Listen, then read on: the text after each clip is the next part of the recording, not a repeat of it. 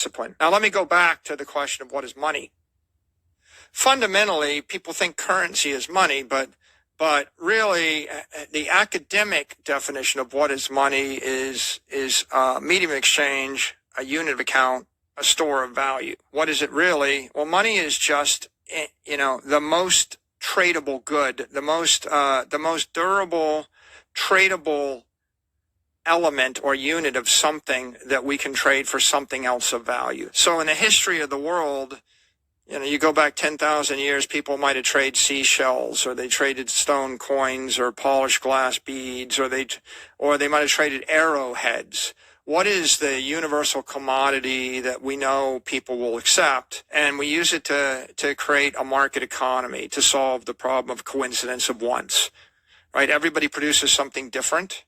And you need to, and if you have stone axes and I have food, and I want the stone axe and you want the food, we trade for some ratio. But if everybody doesn't have exactly what everybody else needs, that barter economy breaks down. It gets too complicated. So we know that there have been sophisticated economies for 1 million years. You can find stone axe factories that go back 1 million years. The issue really is, how do you make those economies work? Through a process of trial and error, people eventually arrived at metals, copper coins, silver coins, then gold coins, and they worked with some kind of metallic unit of account and type of money. But even in modern era, you could see people use bales of tobacco as money in the colonies before the Revolutionary War. In prisons, people use cigarettes as money, and POWs use cigarettes as money. What's the problem? The problem is, in the modern era, we use fiat currency as money for the most part. And is it a medium exchange? Sure it is. Is it a unit of account? Sometimes. Is it a store of value? It's a store of value with a half-life of some amount. So what's the half-life of the money? How long does it take for the money to lose half its economic energy? Well, that's what we'll call the inflation rate. But the problem is, the actual monetary inflation rate isn't reported. Nobody tracks it. So if you actually have $1 million of capital, and you invest it in the dollar, and you hold it there for 100 years, the dollar supply increases 7% a year on average over 100 years, which means that your capital loses half its value every 10 years. And over the course of 100 years, you're cut in half 10 times, which means that you start with $1 million and you end up losing 99.9% of the $1 million. It gets worse if it's in a weak currency like the peso. In that case, you'd lose 99.9% of your capital.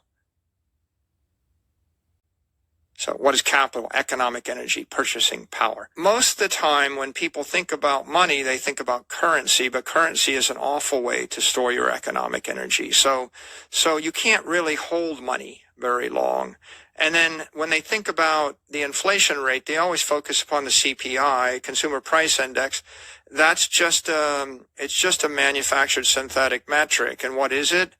The establishment would have you believe that CPI is the rate at which consumer prices increase, and that's what you ought to be concerned about. Neither of those statements are necessarily true. Those premises are wrong.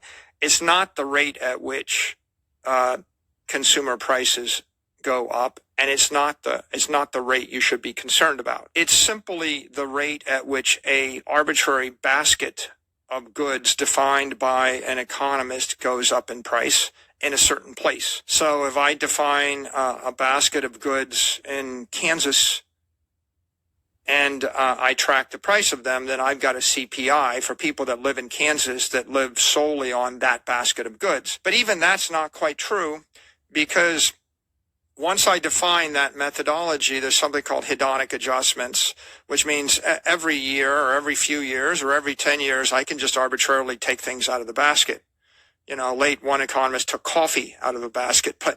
But for example, if I define a market basket of goods and that includes one concert every 2 months for the average person, and concerts go from $10 to $500, I could just take the concert out of the basket and I could say, well, in the modern era, people can watch Taylor Swift on Netflix and that's free. So instead of giving you 6 concerts a year that cost $3,000 a year, that looks like inflation. I mean, how's the average person spend $3,000 a year on? It'd be more than that after you add the merch and whatever.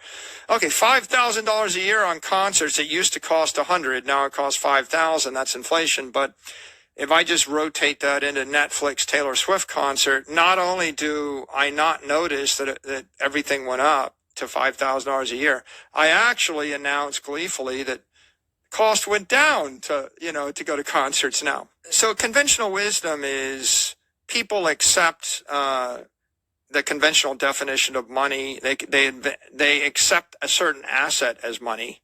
That's not really money.